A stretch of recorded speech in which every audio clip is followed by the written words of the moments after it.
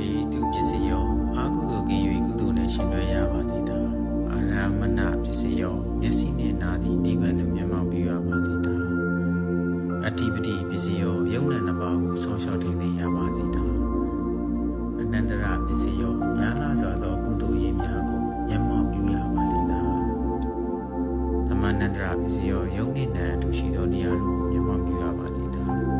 သဟဇာတပစ္စယောယုတ်ယုတ်ချင်းနန္နချင်းထင်ရှားသောတရားပါစေသာအညာမညာပစ္စယောယုတ်မနံနာမယုတ်တို့ရောက်လေတရားပါစေသာနိတိယပစ္စယောယုတ်နံနှစ်ပါးတို့၏ဒီနေရာကိုသိရပါစေသာဥပနိတိယပစ္စယောယရဏသုံးပါးကိုထိထားရပါစေသာဥရိဇာတပစ္စယောရှေကဖြစ်သောအကုသိုလ်ကိုပယ်၍ကုသိုလ်ကိုမျက်မှောက်ပြုရပါစေသာပစ္ဆာဇာတပစ္စယောနောက်၌ဖြစ်သောအကုသိုလ်ကိုပယ်၍ကုသိုလ်ကိုမျက်မှောက်ပြုရပါစေသာအာတေဝနာပစ္စယောလူရဆန္ဒမရှိအောင်ပြည့်စုံရပါစေသာကမ္မပစ္စယောကံသုံးပါးကိုထိန်းသိမ်းရပါစေသာဝိပါကပစ္စယောဝိကျွေးသုံးတဲ့ကိုပယ်ဖြတ်ရပါစေသာအာဟာရပစ္စယောလူရာကိုပြည့်စုံသောထောက်ပံ့နိုင်ကြပါစေသာဣန္ဒြိယပစ္စယောယုံနာကိုထိန်းသိမ်းတတ်သောပညာနှင့်ပြည့်စုံရပါစေသာ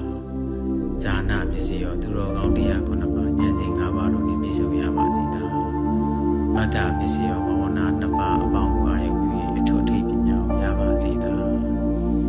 တမယုဒ္ဓပစ္စယောသူတော်ကောင်းတို့နှင့်ပေါင်း၍ခုနှစ်ပြားသောတရားနှင့်ရှင်တွဲရပါစေသာဝိပယုဒ္ဓပစ္စယောသူယုံမှနှင့်ဝေ၍အကုသိုလ်တို့ကင်းရှင်းရပါစေသာအတ္တိပစ္စယောသမုဋ္ဌိနေ၏အတ္တိကိုပုံမှန်စွာသိရပါစေသာနတ္ထိပစ္စယောပရမတ္ထမရှိတရား၏အတ္တိကိုမျက်မှောက်ပြုရပါစေသာဝိကာဒပစ္စယောရှိ၌ပွင့်ကုန်ပြီးသောဘုရားတို့ကိုရှိခိုးရပါစေသာအဝိကာဒပစ္စယောပွင့်လက်တန်သောဘုရား